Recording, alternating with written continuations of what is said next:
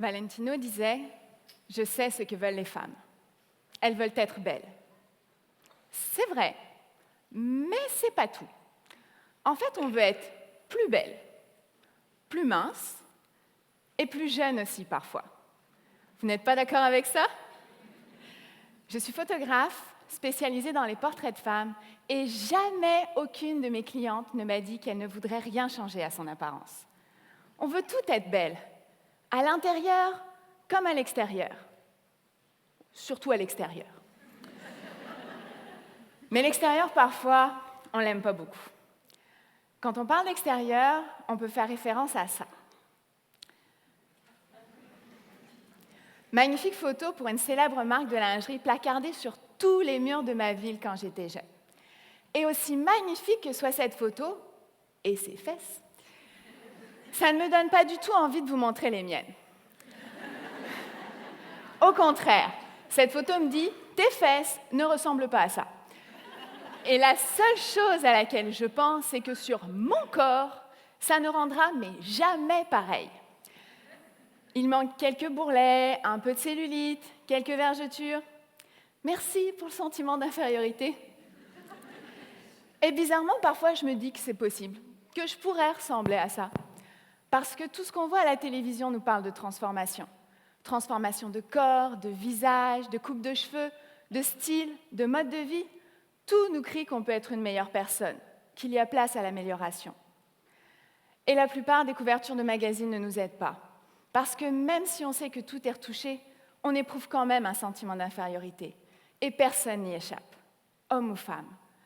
Quel que soit notre âge et notre tour de taille, on a souvent une relation compliquée avec notre corps. Moi, je rêve de voir une de mes clientes en couverture, parce qu'elle deviendra un modèle pour d'autres, jeunes et moins jeunes. Notre société a besoin de modèles. Il faut leur en donner des vrais, diversifiés, accessibles, sans leur donner un idéal impossible à atteindre ou presque. Des femmes de toutes les tailles, de tous les âges. Pourquoi ne voit-on que très peu de couvertures avec des femmes de 30, 40, 50 ans ou plus? Est-ce qu'on est laide, passé 20 ans? Vous, madame, vous ou vous êtes magnifique. Vous avez une histoire, des valeurs à partager. Vous devriez être en première page. Malheureusement, ce n'est pas très souvent ce qu'on voit sur les couvertures. Et dès qu'il est question de se faire prendre en photo, j'entends souvent les mêmes choses. Moi, j'aime pas les photos. Oh, je déteste les photos. Je ne suis pas photogénique. Ou alors, oui, un jour, quand... Et vous pouvez remplir les blancs. Quand j'aurai perdu 5, 10, 15, 20 livres. Quand mes cheveux seront plus longs. Quand mes dents seront plus blanches. Quand mes enfants seront plus grands. On trouve toujours une excuse. Ce que j'entends derrière le « moi, je ne m'aime pas en photo », c'est simplement « moi, je ne m'aime pas ». Et je sais ce que c'est. J'ai derrière moi une longue carrière de sentiments d'infériorité, de problèmes de poids, de manque de confiance. Je ne me suis jamais trouvée jolie quand j'étais jeune. J'étais en surpoids et je pensais pouvoir combler le vide et trouver la solution dans le frigo, dans une paire de chaussures, plus tard dans une bouteille de vin.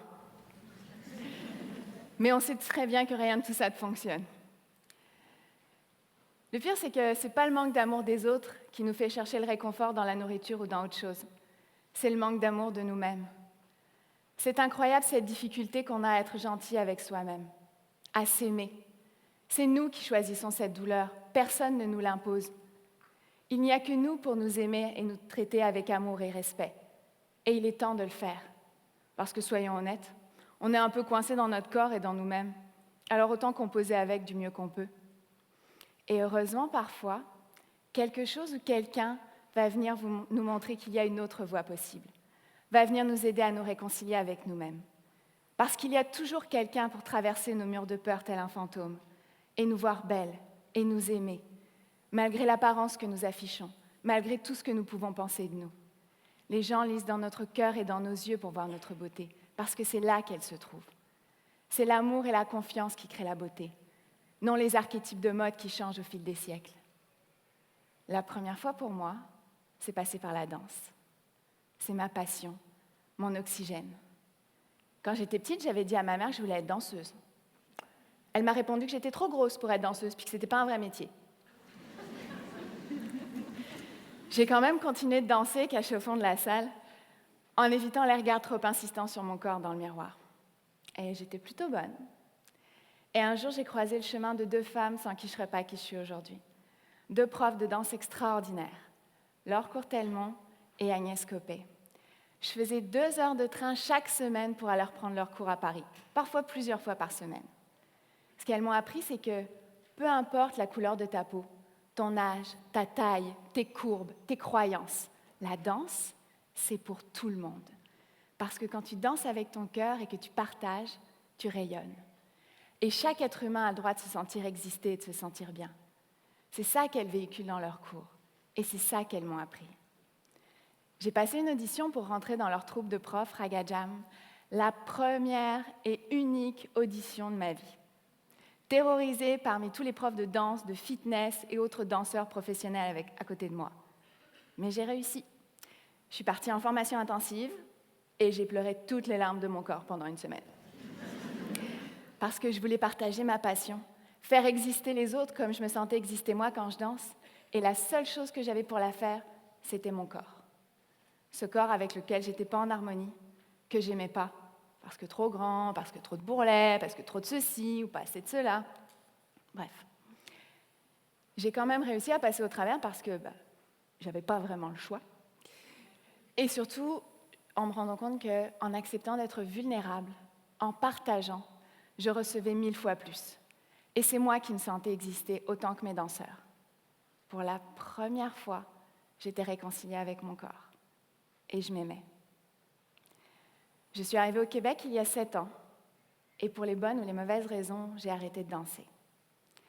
Quand je suis tombée enceinte, j'ai pris du poids. Beaucoup de poids. 75 livres. Parce que moi, je ne fais jamais les choses à moitié. Comment j'ai fait? Je ne sais pas. En fait, j'ai commencé à réécouter cette petite voix dans ma tête. Je pense que vous la connaissez aussi. C'est celle qui dit toujours qu'on n'est pas assez bien, qu'on a des grosses fesses ou qu'on n'en a pas assez, qu'on n'a pas assez de poitrine ou qu'on en a trop, qu'on n'est pas assez intelligente, qu'on n'est pas assez talentueuse, qu'on est une mauvaise mère, une mauvaise épouse, une mauvaise amie, ou toute autre faille dans laquelle elle s'engouffre, parce qu'elle sait où elle est, et qui fait mal. Le pire, c'est que si cette petite voix était une vraie personne, on n'en voudrait même pas comme amie. Alors pourquoi est-ce qu'on l'écoute? Pourquoi manquons-nous à ce point de confiance? Pourquoi est-ce qu'on lui laisse autant de place? Moi, je lui ai laissé toute la place. J'ai connu la période post-accouchement, version pyjama confortable, avec chandail surdimensionné pour être bien sûr de cacher mon corps, reléguant le maquillage et la brosse à cheveux dans une galaxie très, très, très lointaine. Puis à un moment, il a bien fallu que je remette un vrai pantalon pour aller travailler. Et quand on va faire une séance de magasinage avec cette petite amie dans la tête, c'est pas évident. Ça se termine inévitablement par une séance de bouffe réconfort à la maison, histoire d'en rajouter une couche, littéralement. Et un jour, j'ai vu quelque chose de magique dans les yeux de mon fils d'à peine quelques mois. L'amour. Et quand il a commencé à parler, un jour, il m'a dit « T'es belle, maman ». Pour mon fils, même en mode pyjama, j'étais belle. Lui me voyait autrement que moi je me voyais, parce qu'il m'aimait profondément. Moi, je trouvais plus facile de l'aimer lui, plutôt que de m'aimer moi-même. Le problème, c'est que les enfants n'apprennent pas de nos paroles, ils apprennent de nos actes. Comment apprendre à mon fils à s'aimer lui-même si j'en étais incapable?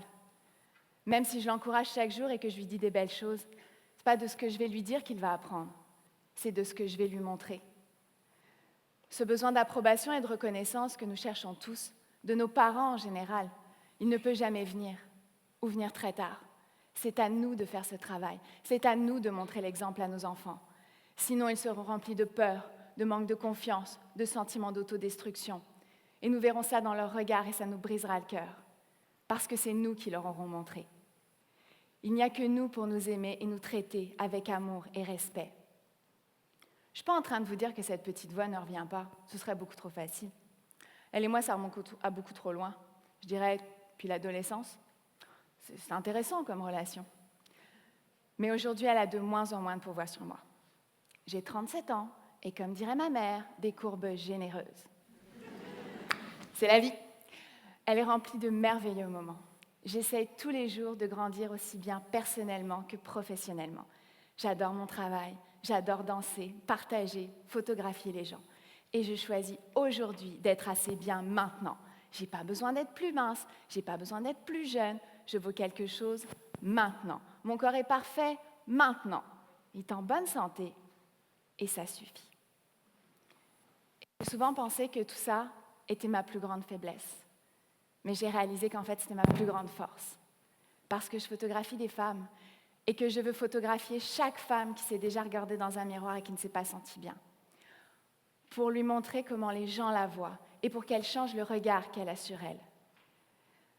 Parce que chaque photo a mon empreinte. Celle d'une petite fille qui a trouvé la beauté de la femme qu'elle a devant elle et qui veut la lui montrer. Pour que cette magnifique femme ne se sente plus jamais mal.